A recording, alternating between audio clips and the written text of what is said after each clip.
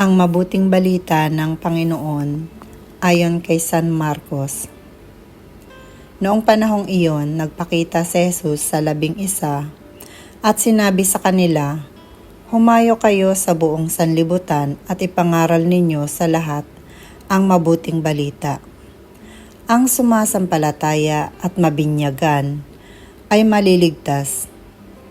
Ngunit ang hindi sumasampalataya ay magtataglay ng ganitong tanda ng kapangyarihan. Sa ngalan ko'y magpapalaya sila ng mga demonyo at magsasalita ng ibang wika.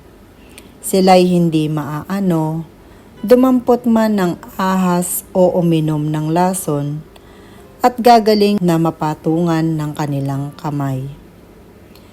Pagkatapos magsalita sa kanila, ang Panginoong Hesus ay iniakyat sa langit at lumuklok sa kanan ng Diyos. Humayo nga ang mga alagad at nangaral sa lahat ng dako. Tinulungan sila ng Panginoon sa gawaing ito. Pinatutuhanan niya ang salitang kanilang pinangangaral sa pamamagitan ng kapangyarihang gumawa ng himala na ipinagkaloob niya sa kanila.